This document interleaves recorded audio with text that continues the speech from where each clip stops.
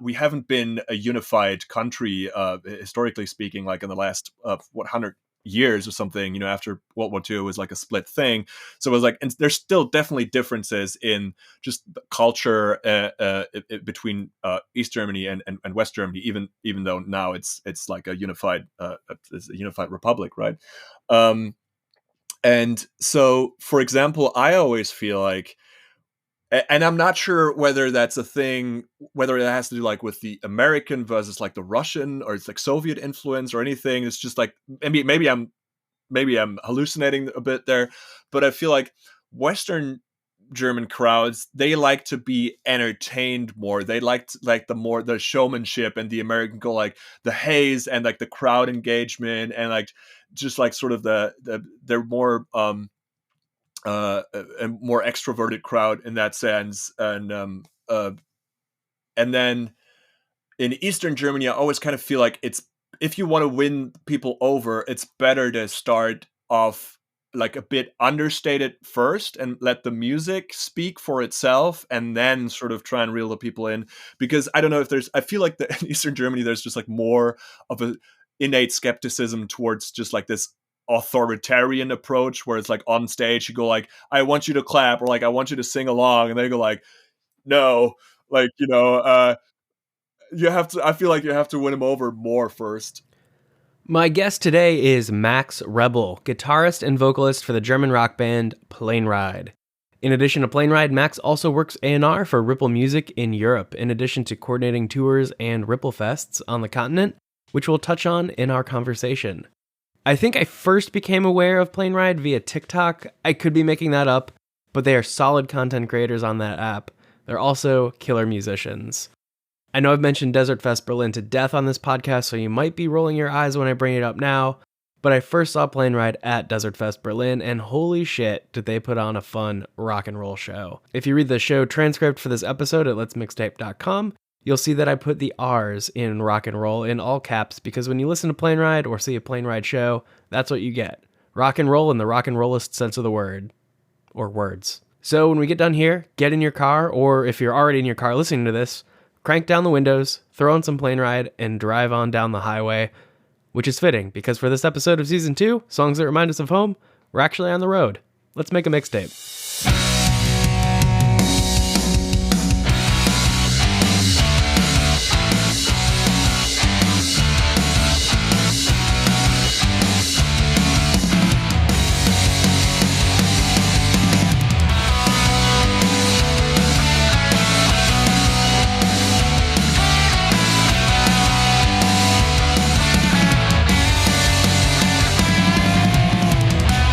Max, thank you so much for joining us here on this season of Let's Make a Mixtape. We are, of course, talking homesick songs that remind us of home, and you selected On the Road Again, not to be confused with the Willie Nelson song, but the 9 Below Zero version of the Canned Heat song, which was a new treatment of the original version by American blues musician Floyd Jones. Why did you pick this song as a song that reminds you of home?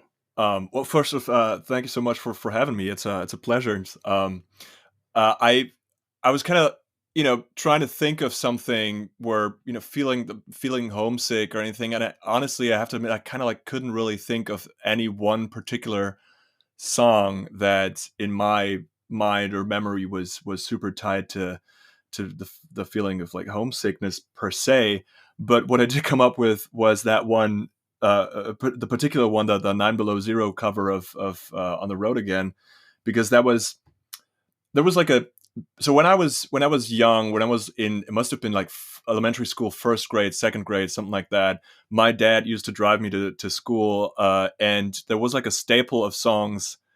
I guess even before that, maybe whenever we'd go, drive grocery shopping or stuff like that, there was like the staple of songs that he had on his. It wasn't even a tape deck; it was a CD player back then, which was still like a fairly new thing to have in your car, like a CD player. Um, and so there were like a bunch of CDs and songs that he'd put on whenever we just sort of like do our little road trips together. And this was just like the one that I most vividly remember being maybe the one that we put on most often, is that On the Road Again cover. And so that's just like a really, I guess that's like a really strong memory connotation of my childhood days there. There were like a bunch of other ones. I remember there was there was one. It was "Start the Car" by Travis Tritt was on there. I don't know. I don't even know if it was like separate CDs or if it was like a burnt mixtape situation. There was there was one the "After Midnight" by Clapton. It's, I believe on the Just One Night's live album. It's like just killer live version.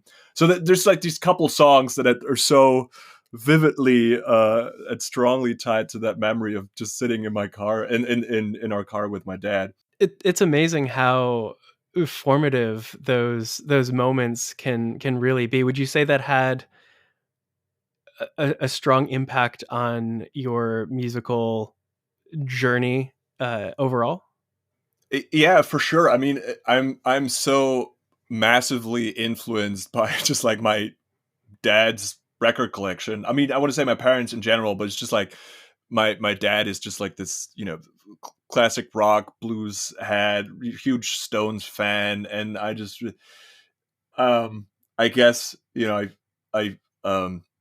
I like to tell a story that apparently legend has it that, I learned one of the ways that I started to learn it to count was, using the CD player and just sort of like memorizing what the numbers meant, like the corresponding tracks. And, so it was like, I don't know what track number Lagrange is on that ZZ Top album, maybe 4 or something. It was just, just me skipping through the numbers till I find my favorite ZZ Top track. So, yeah, I mean, sure, he's like, I'd be lying if I'd say he wasn't a big part of or a big part of the reason why I guess I'm doing the whole music thing now. That's amazing. When did you first pick up a guitar? What was your first instrument, I guess? Um, well, I guess my first instrument was just singing. I'd never really gotten any classical training whatsoever when I was younger. I guess there was like the recorder in kindergarten, as they do, but there was not like no serious ambitions there. So, and I only ever remembering just listening to a lot of like rock and classic rock and stuff. And then in it must have been what was that like eighth grade or something like that. So when I was around 15, we had this sort of like metalhead drummer guy in our class, Felix Diemel. He's actually turned out to be like a pro musician too. He's touring with Chrissy Matthews now a lot, and he studied in New York, I think. He's a hugely, massively talented drummer, and he just came up to me one day in school and was like, "I want to start a band." And I went, "Yeah, I'm gonna sing," just because like I didn't know any other instrument. And I was like, "Yeah, but I want to get in on this situation." And then so that just happened, and we, threw there's like a bunch of dudes together and just trying to figure it out. Doing the like classic Black Sabbath covers and stuff like that. We had a couple. It was Jumping Jack Flash and stuff like that, and eventually starting to write our own songs. And so yeah, so I guess like singing was my the first instrument, and then my dad actually taught me to play like how to play like harmonica, like blues harp, a little bit, because that's the one that he knows a little bit, just at least with the basic bends and everything. Um, and I picked up a guitar like 2 years in or something, at some time like 17 or so, when I was just to really try to convey like riff ideas and stuff and be able to like actually like play them and then explain them, instead of just like going, "Hey, what if you played na na na na na na," uh try to explain them verbally. So that's how that started, I guess. Yeah. What was your first show that you went to? Oh, it was the first show that I went to Yeah, or that we played. Oh, the both. first show that Sure, let's do both. right, sure. So the first show that I went to was actually, or that my dad took me to rather, was also ZZ Top, which was, and I was, I believe, Nice. 4 years old. You So were you were 4 years old when you saw ZZ I Top. was 4 years old when I saw ZZ Do Top. you My do first you have memories from that? Not really. No. I mean, that's around the time when you gain like consciousness, I Yeah. guess. So it must have been on the. Maybe that was what brought me into CZ into Top gave you that. consciousness.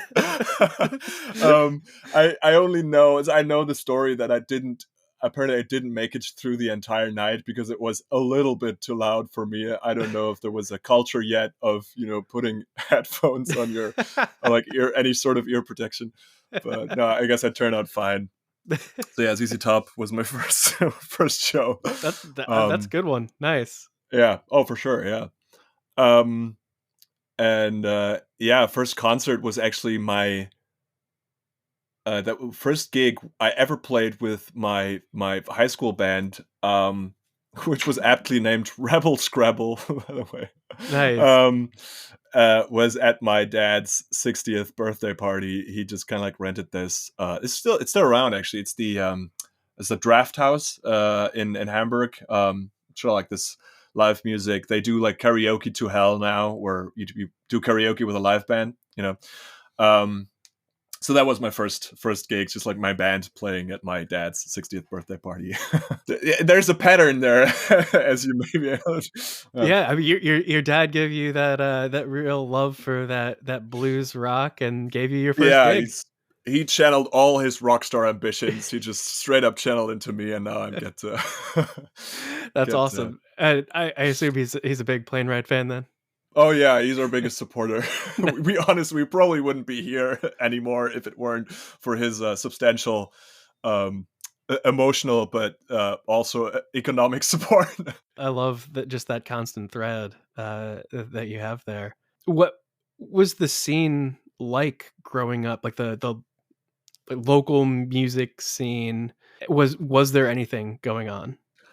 Um, well, so I'm from Hamburg, which is one of the larger German cities. So there was definitely stuff going on. Although it wasn't until, yeah, I think it wasn't until I sort of started my own band and had this, got into this habit or like this. Okay, there's concerts and there's like rock shows, and like I can make a conscious decision to go and say like I want to see this band. And then also it's like I'm not really sure about the law in Germany, how it is with I guess it depends. It's like on a club by club basis where it has to be because let me think, because I think like unless it's after like as long as it's before 10 p.m., I guess technically you're allowed to be outside on your own as like a minor, right? And then I guess it's just like a club policy on whether you have to be accompanied by a parent or if it's just like a 16 and upwards kind of situation.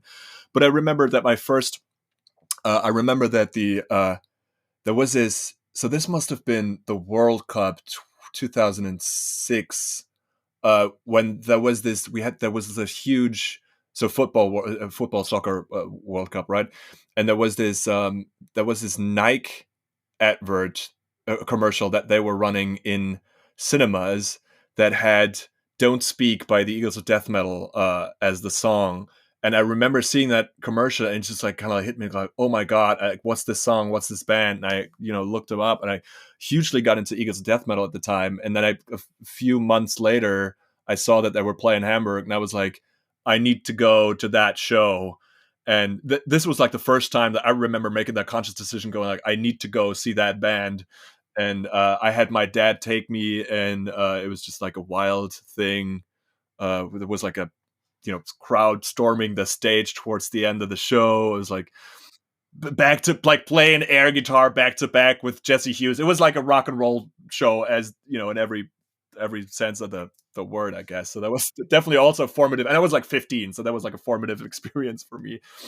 Um, but then as far as like underground concerts and like I want to say like stoner heavy scene concerts go, I really truly got into that only after I started Plane Ride, I guess. So that was already when after I'd moved to Cologne, and you get into organizing shows yourself more and just linking up with other bands, and yeah. So after that, I guess. What's the furthest outside of Germany that you've played, With Plane Ride, or in general?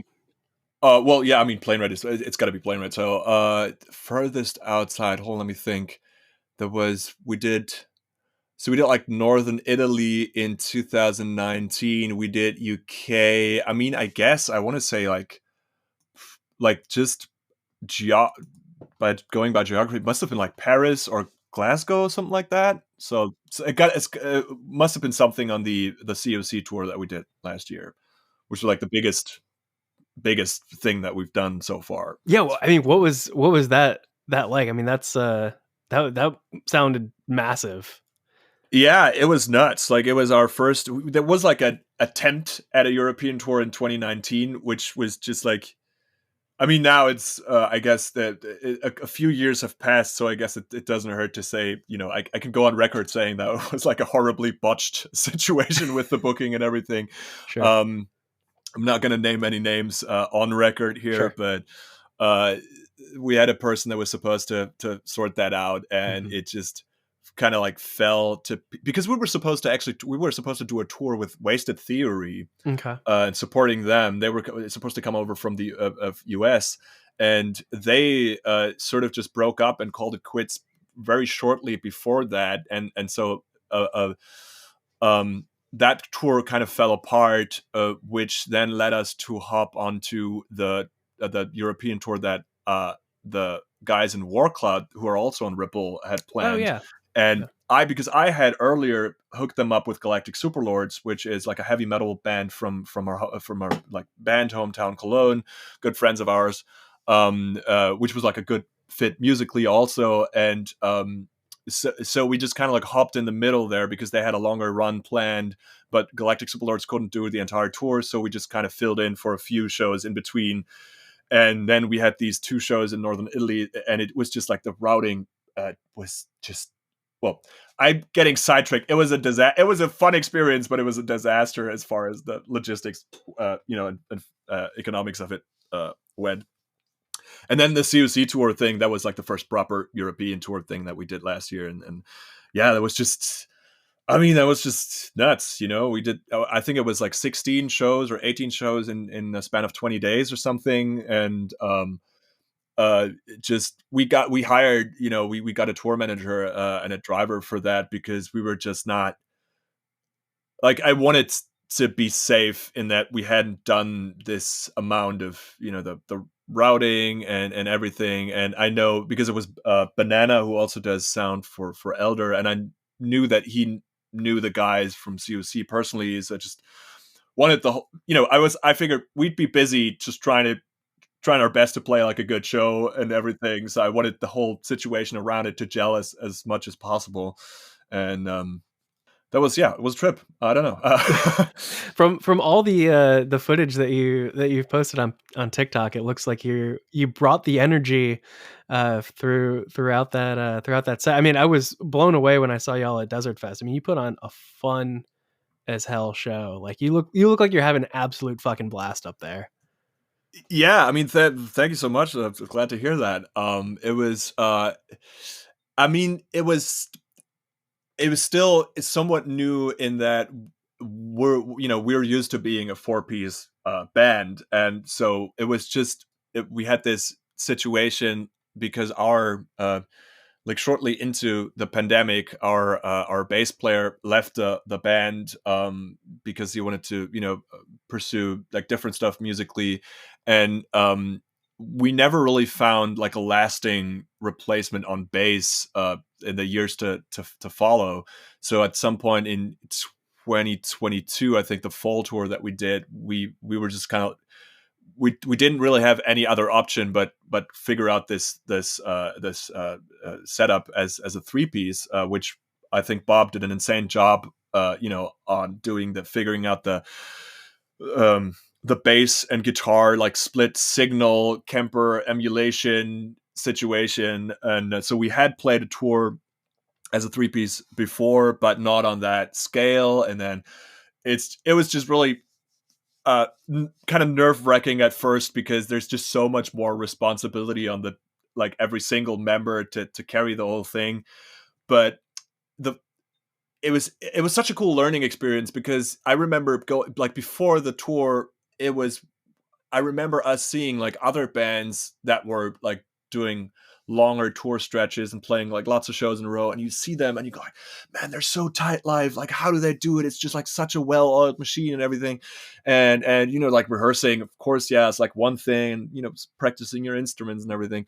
But it's it was interesting going through that experience ourselves and seeing like, okay, it's really this thing of playing the show every night and like just growing together as a band on stage in a real life like gig setting where you sort of start, I guess, attaining that live show coherent band mastery thing, right?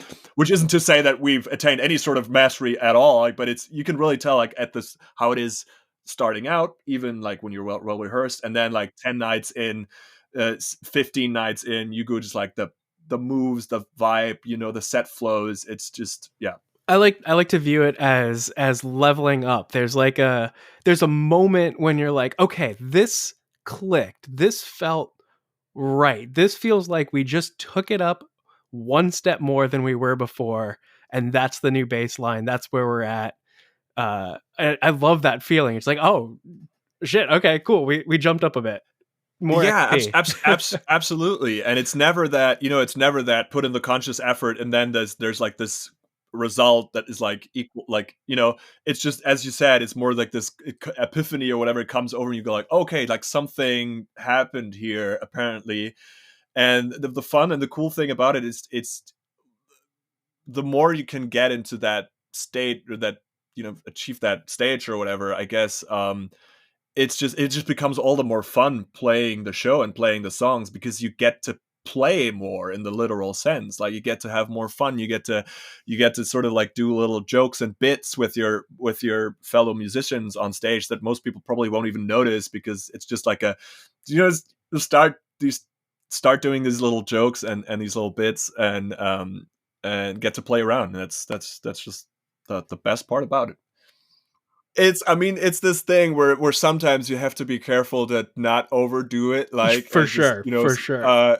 because we're known to be silly lads, right? So we have to sometimes you have to contain contain the shenanigans, as not to sort of break the illusion, for because you don't want it's like, it's, after all, like, especially when you're like, you don't want to, want the crowd to be the butt of the joke, right? It always has to be within limits, and then also it's um because at the end of the day, it's still like, I still think, I love the music that we play. I think they're like cool, kick-ass songs. Like, I get goosebumps here and there. It's um so yeah. There's a like I want to say, like, there's a golden balance of antics and actual like playing the Yeah, music. yeah. And You wanna make sure the audience is having a good time. And the opposite side of that too is if you're up there and you're looking like you're not having fun, the audience is gonna be like, this seems super lame. right, It's and like, I think especially it's also a question of sort of like morale, in that sense that, I mean, we've on it, like with the COC tour, honestly, it's been mostly, I think the audiences have been super appreciative. So we've had there was like one show where it really felt like we kind of bombed, and that was, I can't even remember which one. I want to say Wolverhampton in the UK, um where it was just like, after the first song, you could have heard a needle drop. It was just like crickets. It was like nothing, and we were like, all right, show must go on. Do the thing. And we actually ended up having a bit of a discussion after the show, because obviously it's kind of like, you're like, okay, well, who's to blame or whatnot. And that was like, we ended up changing the set list a little bit, because we're opening before then we'd been opening with Shoe of the Universe, which is just like this really quirky, like King Gizzard, weird, all over the place such a fun track with song. like, yeah, oh, for sure, but it's like a rap part in it and everything. And I was Mhm. like, maybe that's not the maybe it was like a Marty McFly thing. The people aren't, the COC crowd maybe isn't ready for that, to have the opener open with that. Let's do like let's do let's do like the doom metal sludgy one, Yeah. right? And then segue them into the weirder stuff. um, but that was real. And then we just changed the opener, and then after that, it was pretty much smooth sailing. So um I don't even know where it was coming from, but I mean, yeah. adapting to the audience reaction, and trying to make sure Oh that they're yeah, having. no, Yeah, I wanted to say it's also a question of morale, right? In the sense of that you want to have fun as a band on stage, because if for whatever reason the spark doesn't cross over or it doesn't connect with the audience as well, or maybe it's just like a tough crowd. Sometimes I know, especially like in like northern Germany, the people can be very reserved, and it's like, when they bop their head slightly, that's like a mosh pit, in some places. So um, you just have to take that into account and not sort of like let that throw you off balance in your set, because the worst thing, as you I'm sure we'll be able to confirm, is when you start getting in your own head while playing the show, and that's when shit starts to go south.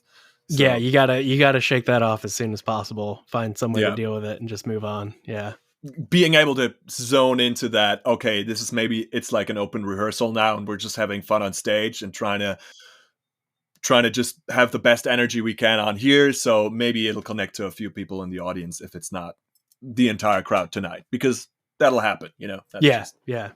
Have you noticed any? You mentioned North Germany, like the head nod is like the biggest thing you get to a mosh pit. What are some of the main differences in the different uh, towns that you've played? How do you feel like European crowds as a whole are in terms of coming out to shows and supporting? it's I think it's very interesting because well, first of all, I'm going to say like our experience is still limited in that we've only done the one like European tour so far. We've done a couple shows in the Netherlands and stuff like that, but we haven't gotten out of Germany a lot aside from that tour and those couple shows. Um, so I'm not sure I can speak. And also, it's also like an entirely different situation when you're the opening act versus, I'm assuming, the headliner, when people come just specifically see you. But there's definitely a few things. It's not. I can't really. You can't really generalize it, but I have like a few sort of like pet theories that I like to cultivate for myself, especially like within Germany, because we've been not we haven't been a unified country historically speaking, like in the last 100 years or something. After World War II, it was like a split thing. So it was like, and there's still definitely differences in just the culture between East Germany and West Germany, even though now it's like it's a unified republic, right?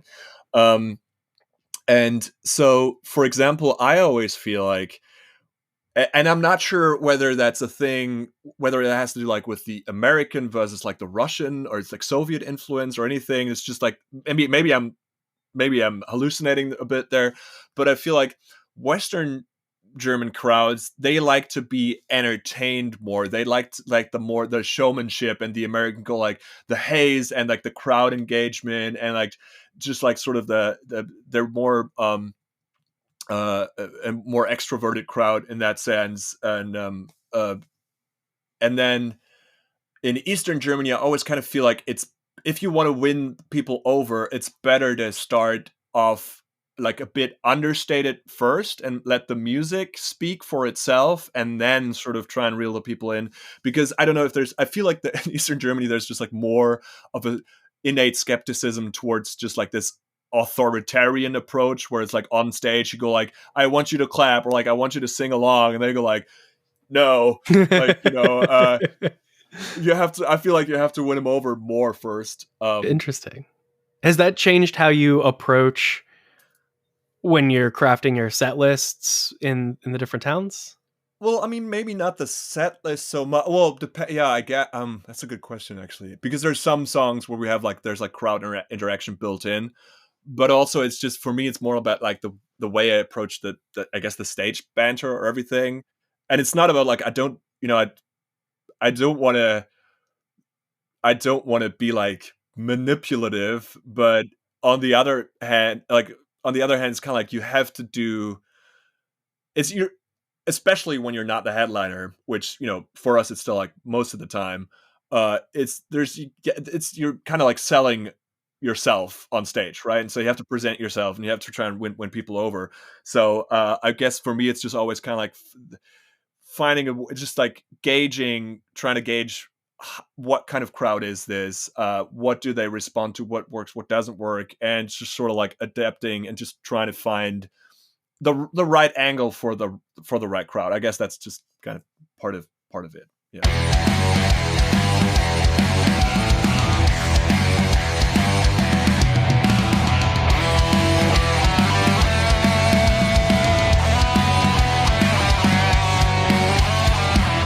We were talking a little bit before we started recording, and then I realized we probably should be recording. We were talking a little bit Yeah. about Desert Fest, and you're saying it's kind of a super tight knit community. And I guess speaking to how you got involved with playing Desert Fest Berlin last year, and how did that all come about? Tell me about a little bit about that tight knit community. Yeah, yeah, for sure. I mean, so as I mentioned earlier, the so I think as far as I know, the Berlin edition of Desert Fest started around must have been 2011, 2012, something like that. I think I was at the 2012 edition, so even before I started Plane Ride, and then I've sort of been there over the years on and off, not like regularly, but then there's Desert Fest Berlin, and then there's a couple right now. Like by now, there's so many of these Sound of Liberation festivals that they're all over Germany.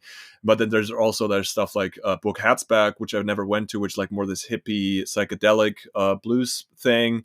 And then there's Freak Valley, which is also big. Stone from the Underground, which I haven't gone to like once, which is kind of a shame actually. But well, so we've been I've been to Desert Fest a lot. I've been to Freak Valley a lot because I used to work for Lo-Fi Merchandise back in Cologne, the merchandise place that does like a lot of these, Monster Magnet and like these stoner heavy rock bands. And they have most years they have a booth there, and we used to be selling t-shirts there a lot at Freak Valley, which is always a good time. And so yeah, it's just fun because none of these festivals, I don't know how. I mean, Freak Valley, I think, is like not more than 4,000 people, and Desert Fest Berlin also is like around that. So these festivals aren't like more than 10,000 people, I think. So already that's like a small number, and you have, I mean, as you probably also know, it's just like with the stoner scene, I guess it's just this it's even like globally speaking, it's still like a small thing. Like once I guess you get to a point quickly when you sort of like get into the whole thing where like, okay, these are the bands, those are like the people. There's like these hubs, these scene hubs, like JJ from the Obelisk, which I sometimes feel like he's sort of like this really central nexus that's sort of like keeping this whole thing. It's the scene dad.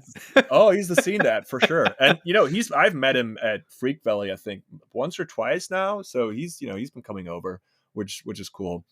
So yeah, it's just you just run into the same people over and over again, which is just a fun thing. And at some point, I remember a few years back going like, oh shit, like I hope like one day I'll get to meet this and that person and get to chat them up personally. And now it's like you see them at a show and go like, hey, yeah, you know people. Yeah. I mean, we opened for Bongzilla in April in North Right. Carolina, and then ran into him at Desert Fest Berlin. And was like, oh yeah. Yeah, those guys are everywhere. Yeah, they really are. They're um trucking. Yeah. Yeah, and it's cool. And it's also like at some point, I think that's also like 2 or 3 years back now. I started getting involved more with Ripple Music, our label. Started sort of like doing the European representation for them. Started with the Ripple Fest. I mean, we're I think it's going to be our 5th edition this year in Cologne. So it's like, yeah, it's the time flies, But As you see, you're head of A&R for Ripple Europe. Yeah, exactly. I mean, that's the title sounds fancier than it is, really. It's just like we have a bunch of US bands, obviously, but we also have a bunch of bands in Europe and outside of the US. And I just try to be the spokesperson and the guy to talk to in Europe and Berlin here, and sort of being just a point of contact for the bands, trying to check in with them on a regular basis and go like, hey, I mean, obviously Ripple we're a small independent label, like this resources are limited, right? But in sort of I would just try to do everything in our power that we can to put our bands on the road and help them out with sometimes it's going to be marketing strategy, but a lot of the times it's also going to be, hey, like we have a show here, like can you help us hook up some shows in Germany? We're coming over. Or then also the whole idea of the Ripple Fest, which I guess is also kind of like how Desert Fest started out, right? Is to have these anchor shows and go like, okay, we have two Ripple Fests now, Berlin and Cologne. I'm trying to have them like on two consecutive Saturdays. So you have these two anchor shows. Our bands that are coming over can book a run of shows, dates in between, and boom, you have a European tour, Um, and so that's just a cool thing. And naturally, um, you you just meet a lot more people, and it's always just so cool and just humbling and it's lovely getting to meet all the people. Sometimes you'll know them from off of the internet, from years before, and sometimes you've met them in person before. But it's like the bands are always so grateful, and the atmosphere with the crowd, especially, it's I feel like it's always been so very lovely, and yeah, it's just a blast getting to work on that. That's amazing. Any plans to come to Ripplefest, Texas? Yeah, I mean that's of course way up there on the bucket list. We have a Yeah. bunch of fans in the US, and we actually, there was this plan to do we had like even like a tour booked already in 2020 before everything sort of like fell apart. Shit. Buddy Donner from Great Electric Quest and Gloria Death Records, he hooked us up. We had, because we had an invitation for Maryland Doomfest, and we had an invitation to the Ripple Fest's like anniversary party in San Francisco, and then he did plan that this whole East Coast tour for us. I mean, looking back, it was still kind of a Hail Mary situation as far as finances go. We had like a small grant from the city of Cologne, like locked in. But other than that, it was, yeah, I mean, there's like, we have a lot of like, that's actually a cool thing about Germany. There's actually a lot of like funding opportunities, which is cool. The German government will actually sponsor bands for. Yeah, for sure. Sometimes, I mean, there's a couple ones. We have the big one is like the federal one is sort of like initiative music. It's called. That's just the one thing where you can apply for like funding for recordings or like album production. But they also do tour supports, like especially if you have sort of a support offer and you need money to be able to afford that. You can they can help you out. Which unfortunately, yeah, I mean, we did get, so for example, for the last album we did, we got a grant for that album production, which was just huge for us because we could afford to like get guest musicians and like pay Bob, our guitarist, who also produced the whole record himself properly and everything. So that was a huge help. And then sadly, we didn't get the funding for the Corrosion tour because that was just like a formality thing where it was too many dates, and they only do 14 shows, I guess, like tops. But for example, we did get a little bit of help from the Wacken Foundation too, which is obviously not state funding, so that's private, but that's just the Wacken folks. They have this foundation where if you're playing metal or rock or hard rock, you can go to them and go like, hey, we have this tour coming up, we have the audio production, like, can you help us? And yeah, they gave us a small grant, so that definitely helped. That's super cool. That's nice to see. That's nice to see. Yeah, I mean, for sure. And the thing is, I mean, that the funny thing is, I guess like you guys is in the US, I don't assume that the funding landscape is nearly as favorable over there as it is here. We used But the pandemic stipend that we got to fund Yeah. In Idle Orbit. But that's the extent of it. So maybe if we get a couple more pandemics and they give us some money, like the stim checks, then maybe we'll fund a few more records that way. The thing is though, for us in Germany, in comparison to like other places in Europe, it still feels like, like full blown. Well, maybe not that. It's like, I don't want to make it sound that bad, but it's, if you look at like Scandinavia and Sweden, or like even France or Belgium, where they have like these sort of like systems in place that truly allow artists. So if you play shows, you're basically, and you can proof that you played a certain amount of shows in the past years or whatever, you basically get subsidized by the government. Um, if you fill out the paperwork correctly, and that's actually something that'll allow artists to make like a livable wage in some of these countries, which honestly in Germany, even like some of the more successful bands, they'll still have side hustles, so it's not all, it's not all milk and honey over here in Germany as well, if you're really talking to trying to live off of music, Yeah. right? Yeah. Yeah. Most people I've encountered here, it's music is the side hustle and need full time work to be able to afford that. So, but that's amazing that there's that supportive infrastructure there. That's so cool.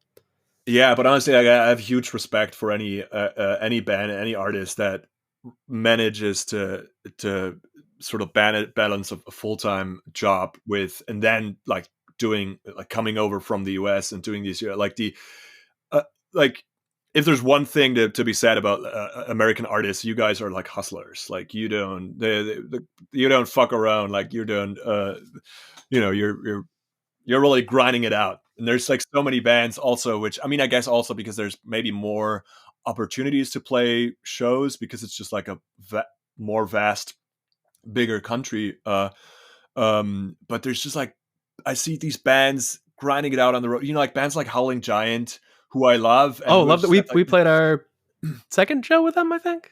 all Yeah. right, yeah, Yeah, there you go. great And dudes. it's just like great blokes, love them, and the music's great. And these cats are just grinding it out on the road like night after night, doing this show. I don't even want to know the conditions.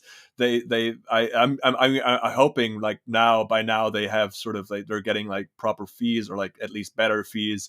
But it's just starting out and playing these shows, and I I don't want to like glamorize or romanticize that, because I truly believe that artists should be paid more fairly, and there should be more funding for the arts and for culture and for clubs too, because they're struggling as well. So this whole system, right, needs to be fixed. But given that, or that being said, I just the utmost respect for road warriors like that, just grinding it out on the road. I mean, that's nuts. And sometimes even it's maddening going like, why is there not more recognition? Like, I get, okay, so a, a lot of the time the bands that really grind it out on the road and that really like put so much time and effort into their actual craft, which is what they should be doing, aren't the ones that are focusing super hard on their marketing efforts, or are like the best at that, to like market their music at scale, and just like doing the whole internet shebang and everything. Which I get, because you only have so much time and only so many so many capabilities. But it just really goes like, and then you sometimes, I don't know, like you see, I don't know, I don't want to talk smack about other artists, but then you just like see some like bedroom producer going viral on the talk with just like the most generic shit, and you go like, oh come on, man, there's just so much better stuff out there. Like, just give it let cosmic justice do its things. Like, give a slice of that recognition to some of the bands that are just working so hard. It feels like two completely different worlds. Like, right, you have that, bedroom TikToker that explodes, and then you have, those real road warriors that take that time to really build up that audience. I'm thinking, like, as you were talking, I was thinking specifically about this band, local in North Carolina too, American Aquarium, more on the alt country side of rock, and they've made a point over they've been probably going for 20 years, something along those lines, but they've been actively touring constantly, but also trying to make sure that they're playing some smaller towns, and not just playing those smaller towns, but going back to those smaller towns time and time and time again, and really building up that follow. It takes forever, but it really builds a loyal fan base. That's just, I mean, that's some ground to stand on almost. Whereas I feel like with a, bedroom TikToker, I mean, it might blow up, get a bunch of listens, but is anyone going to come out to the shows if they Oh, play? for sure. Yeah, yeah, yeah. It's, or if you're like one of those artists that gets signed out to like a major label off of a TikTok hit, then you suddenly like the first show you ever play is in front of 4,000 people, and it's all crickets until you play that one song, that one 30 seconds. They know if they, that sounds that sounds like a terrible experience to me. So I wouldn't really want to be in their shoes either, right? No, It no. is, um, yeah. There's a lot to be said for like the bread and butter, loyal fan base, cult following, staying independent as best you can situation. And I just wish there was maybe a little less hardship and a little bit more money in that. So my perspective is fairly limited, but what from what I've put together through seeing photos and videos and my very Mhm. limited firsthand experience at Desert Fest, it seems like crowds in Europe broadly, also Germany, seem to be hungry for the music and coming out to shows. Do you feel like attendance is strong? Do you feel like it's waned in the past years? Do you feel like how do you feel like the I guess the hunger for live music is at the shows that you've played or attended? Generally speaking, I want to say, Germany is a huge music market. So there's definitely a lot of people that are like about the live show also here in Germany. I mean, also just like, I don't want to say like after the pandemic, but like after the pinnacle of the pandemic, and when shows were starting to happen again, you could tell like as soon as it really was like, okay, so we really get to do this now again. There was definitely a surge there also with the bookings and everything, just like the market being massively oversaturated. I think we're still like sort of recovering from that and still in process of returning to normalcy. Um, so I want to say it's probably this mix between, right, there is a lot of demand and there is a lot of hunger for live music in all sorts of genres, but at the same time there is just a lot of saturation of the market, and especially like in the large cities, obviously, which is cool because there's just like a lot of choice and a lot of stuff happening. That's one of the things that I really enjoy about Berlin, is that you can go to these basement shows, see like incredible bands for 7 to 10 euros, and there's like 15 people there, and you go like, how is there not more people? But um yeah, so I guess it's also, I think there's still, at the same time, I think there's still like a lot of markets that are not really where like the that sort of live music, structurally speaking, hasn't really broken ground as much, in that there's a lot of same thing in a lot of places, I guess, right, where it's just like like the rural areas are pretty weak structurally, a lot of people just going to the cities, and now there's maybe feels like there's might be a bit of a tipping point where it's just like the cities are getting so crowded and the rent is just like so unaffordable that people start to move back out of the cities again. And I just feel like it would there's just a lot of places still in the countryside, like rural Germany, and in like smaller towns and villages, where I think you could just do a lot of stuff with like little amounts of funding, and it's built up like cool like clubs and venues, and have just built cool places for live music and culture. Yeah, it's one of our pet theories too, is that in more rural areas or cities where bands are like bigger acts are skipping on the map, Yeah, going and playing small club shows in that area, like the likelihood of people coming out potentially being higher just because they don't have as much going on or they're more yeah, frequently exactly. ignored. Yeah. Awesome. Well, this is a fantastic chat. Is there anything that we didn't touch on that you want to talk about or promote or what have you? Um, well, I'm not off of the top of my head. I guess just super cool. Thanks for having me, Ryan, and it's been a great chat. If anything, I can say we're actively working on new music with Plane Ride right now, and we'll have some new stuff out soon. So yeah, other than that, thanks for having me. Awesome. Thanks for joining and helping make this mixtape. And I look forward to hearing the new stuff. Right on. Massive thanks to Max for taking the time to chat and share his song selection for the playlist. You can hear all song selections for this season so far, as well as the entire season 1 playlist on Spotify or YouTube, linked in the show notes. You can also hear a song from Plane Ride right here and right now. Because we talked about it and because it's one of my favorites of theirs, here is SOTU, aka Shoe of the Universe, from their self-titled record.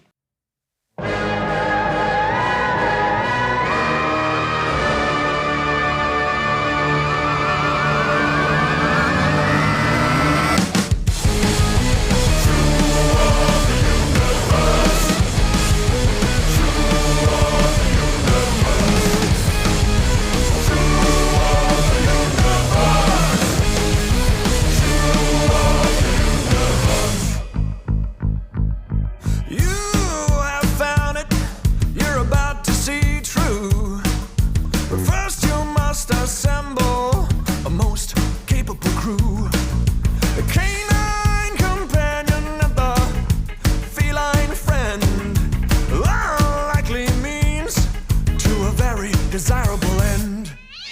Fuck, yeah, I don't wanna go to work no more. I don't care, I'm just gonna walk right out that door. Fuck, yeah, I don't wanna go to war no more. I don't care, I'm just gonna walk right out that door.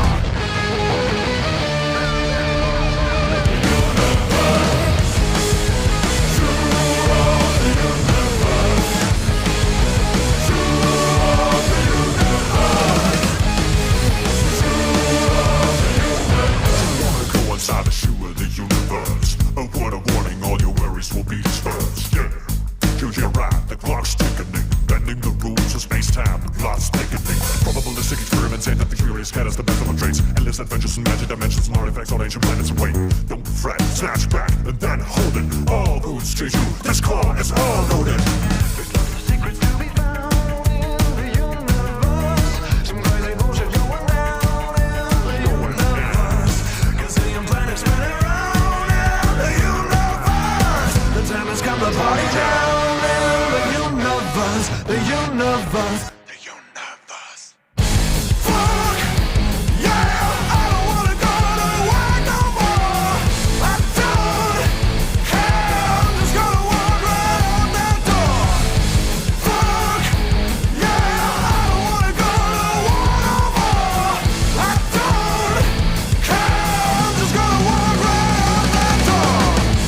Fuck, yeah, I don't wanna go to work no more. I don't care, I'm just gonna walk right out that door.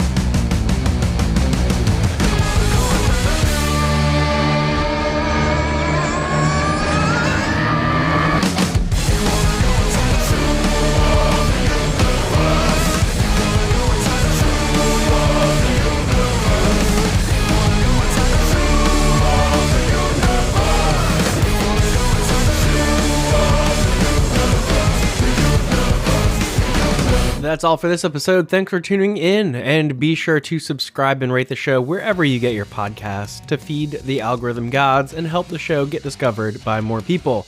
You can find the full show transcript at letsmixtape.com, where I've included a bunch of embedded music and video for a lot of what we talked about today. All show editing was done by me, intro and transition music was written and recorded by Scotty Sandwich. We have just 2 episodes left in this season, and next week I am joined by Juan Alberto Tamayo of the band Venom Sabathi.